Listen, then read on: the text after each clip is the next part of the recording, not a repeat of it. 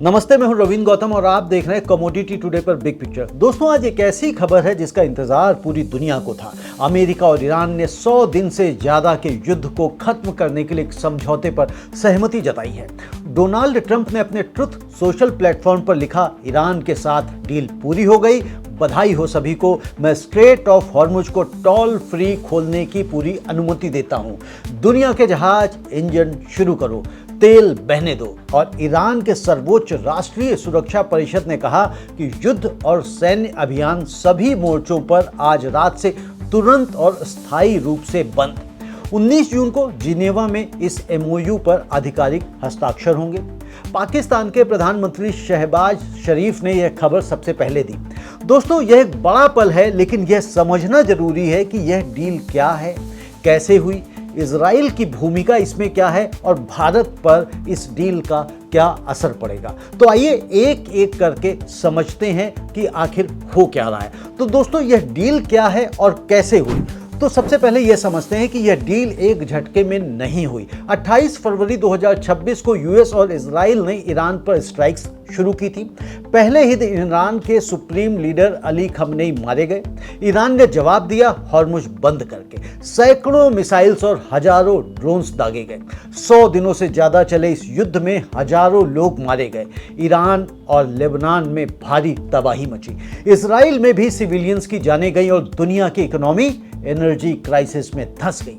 6 मार्च को ट्रंप ने कहा था ईरान के साथ कोई डील नहीं, सिर्फ बिना शर्त आत्मसमर्पण। लेकिन डिप्लोमेसी के रास्ते बंद नहीं हुए। 7-8 अप्रैल को पहली सीज फायर हुई पाकिस्तान की मध्यस्थता से। 2 हफ्ते के लिए हॉर्मुज थोड़ा खुला, लेकिन यह डील, यह सीज फायर टिकी नहीं। इस्लामाबाद टॉक्स हुई, लेकिन वो पूरी तरह से नाकामयाब रही। यूएस ने नवल ब्लॉकेट लगाया, 85 वेसल्स इंटरसेप्ट हुए, 3 शिप्स सीज किए गए। फिर 7 जून को इजराइल ने लेबनान में स्ट्राइक्स की, ईरान ने फिर मिसाइल दागे और स्थिति फिर और बिगड़ी। लेकिन इस बार अमेरिका ने ईरान को रोका।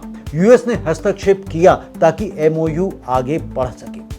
14 जून को पाकिस्तान के प्रधानमंत्री शहबाज शरीफ ने एक्स पर घोषणा की, सभी मोर्चों पर सैन्य अभियानों का स्थायी अंत। और ट्रंप ने कहा, ships of war start your engines. यह डील 14 पॉइंट्स की है। इसमें शामिल हैं सभी मोर्चों पर तत्काल युद्ध विराम। यूएस नेवल ब्लॉकेट 30 दिनों में पूरी तरह से हटेगा। हॉर्मुज तत्काल खुलेगा और 24 अरब डॉलर की फ्रोजन ईरानियन एसेट्स 60 दिनों में रिलीज की जाएंगी। न्यूक्लियर इशू पर 60 दिनों में बातचीत होगी। पाकिस्तान और कतर ने मध्यस्थता की। सऊदी अरबिया और तुर्की ने भी अहम भूमिका इस डील में निभाई है। दोस्तों, इजराइल की भूमिका देखते हैं, क्योंकि यह गुत्थी अभी भी उलझी हुई है। इस डील में सबसे बड़ा अनुत्तरित सवाल है इजराइल से कोई सार्वजनिक प्रतिक्रिया अभी तक नहीं आई है। अप्रैल की पहली सीज फायर में इजराइल भी शामिल था, लेकिन लेबनान में आईडीएफ की स्ट्राइक्स जारी रही। 7 जून को लेबनान में इस्राइली स्ट्राइक्स हुए, जिससे ईरान ने फिर मिसाइल्स दागे और सिचुएशंस बिगड़ी। यानी इस्राइल इस पूरी टाइमलाइन में कॉम्प्लिकेटेड फैक्टर रहा है। और कल भी इसने बेरूत पर हमले किए थे, जिसके बाद ट्रंप थोड़ा सा भड़क गए थे। ट्रुथ सोशल पर उन्होंने अपनी भड़ास निकाली भी थी। इस एमओयू में लेबनान का जिक्र है। ईरान ने कहा है कि लेबनान में भी ऑपरेशंस तुरंत बंद होंगी, लेकिन इस्राइल ने इस पर अभी तक कुछ नहीं कहा। इस्राइल की चुप्पी एक बड़ा सवाल है। क्या इस्राइल इस डील को मानेगा? क्या लेबनान में ऑपरेशंस बंद होंगे? क्या 60 दिनों की न्यूक्लियर टॉक्स में इस्राइल की भूमिका होगी? यह सवाल अभी खुले हुए हैं और इन्हीं सवालों की वजह से अभी भी अनसर्टेनिटी कायम है। ईरान के कुछ ऑफिशियल्स ने कहा है कि फाइनल एग्रीमेंट तभी होगी जब यूएस अपनी कमिटमेंट्स पूरी करे। 60 दिनों की न्यूक्लियर टॉक्स, इनका नतीजा क्या होगा यह अभी तय नहीं है। यानी यह एक एमओयू है, पीस डील नहीं, एक शुरुआत है, डेस्टिनेशन नहीं। दोस्तों, हॉर्मुज खुलने से भारत को क्या मिलेगा? ये वो कहानी है जो भारत के लिए सबसे अधिक जरूरी है। हॉर्मुज की रीओपनिंग या नॉर्मलाइजेशन से भारत को सिग्निफिकेंट रिलीफ मिलेगा। क्रूड ऑयल सप्लाईज पर संकट कम होगा, फ्रेट कॉस्ट घटेंगी और इन्फ्लेशन का प्रेशर कम होगा। दोस्तों, यह राहत कितनी बड़ी होगी, तो इसे समझने के लिए हमें पहले संकट की गहराई को देखना चाहिए। 28 फरवरी से लेकर आज तक भारत पर इसका क्या क्या असर पड़ा है। तो ब्रेंट क्रूड जनवरी फरवरी 2026 में 60 से $65 पर बैरल पर ट्रेड कर रहा था और जून तक $75 पर बैरल, यानी कि हम आज की अगर बात करें। और क्राइसिस की पीक पे अगर आप देखेंगे तो 110 से $126 पर बैरल तक गया था और ये कल ही दाम घटे हैं जो $80 के नीचे आए हैं। इंडिया का 60% एलपीजी डिमांड इंपोर्टेड है, ज़्यादातर हॉर्मुज के जरिए। गुजरात, महाराष्ट्र, पंजाब, केरला में एलपीजी की किल्लत हुई, रेस्टोरेंट्स बंद हुए, फैक्ट्रियां बंद हुई। सरकार को मार्च 2026 में 5,80,000 नए पाइप गैस कनेक्शन एक महीने में ही इंस्टॉल करने पड़े। इंडिया को ग्लोबली ट्रेडेड यूरिया का 18% हॉर्मुज के जरिए मिलता है। फर्टिलाइजर प्राइसेस के दाम आसमान छूने लगे और ये सब हॉर्मुज के बंद होने के कारण हुआ और उसका सबसे ज्यादा रिस्क फर्टिलाइजर्स पर भी पड़ा। बासमती चावल 70 से 72% एक्सपोर्ट होता है वेस्ट एशिया को। ईरान इंडिया का सबसे बड़ा बासमती बायर है। शिपमेंट्स रुकी, इंश्योरेंस इम्पॉसिबल हो गए, इतने दाम हो गए। डोमेस्टिक प्राइसेस 4 से 5 रुपए पर किलो गिर गए। पंजाब हरियाणा के किसानों पर सबसे ज्यादा मार पड़ी। रुपया 95-96 की भी पार पहुंच गया। यह संकट था दोस्तों। अब हॉर्मुज खुलने से क्या होगा?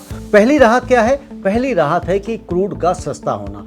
गल्फ से अब डायरेक्ट क्रूड फिर से आ पाएगा। Saudi Arabia, Iraq, UAE, Kuwait, इनका तेल बिना किसी लंबे रूट्स के इंडिया पहुंच पाएगा। फ्रेट कॉस्ट कम होंगी, ब्रेंट क्रूड नीचे और आएगा और पेट्रोल डीजल जो 10 दिनों में 4 बार बढ़ा था उसमें भी राहत मिलने की संभावना होगी।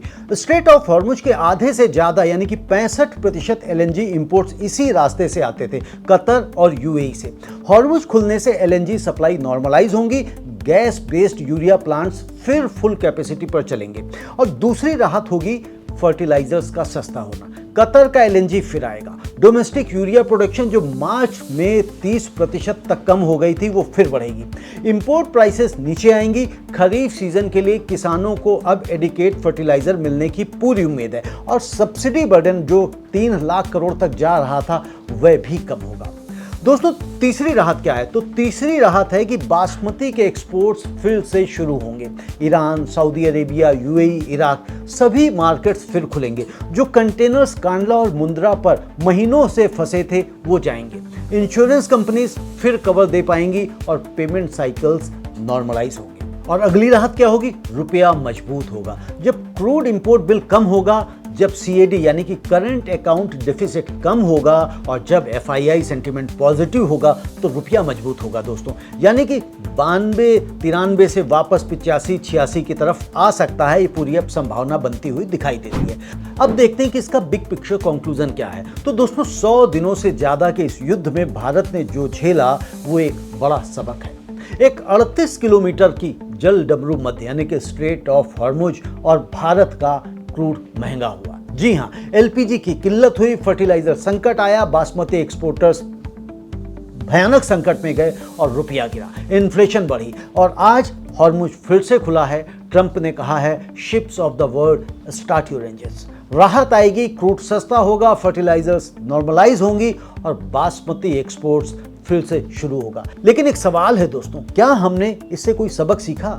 यह एमओयू एक शुरुआत है। इजराइल की चुप्पी है। न्यूक्लियर टॉक्स 60 दिनों में होनी है। ईरान के फ्रोजन एसेट्स का मसला अभी उलझा हुआ है, यानी यह परमानेंटली सॉल्व नहीं है। अगर 60 दिनों की न्यूक्लियर टॉक्स नाकाम हुई तो फिर क्या होगा और तब भारत के पास क्या होगा?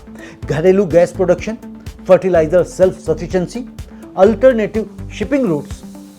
आज हम जश्न मना लेते हैं, राहत की सांस ले लेते हैं, लेकिन कल से वो काम शुरू होना चाहिए जो इस संकट ने जरूरी बताया है, जिसका हमें अनुभव दिया है, जिसका हमें सबक दिया है। क्योंकि हॉर्मुज एक बार बंद हुआ और अगली बार फिर से बंद हो सकता है और उस दिन भारत को तैयार होना चाहिए।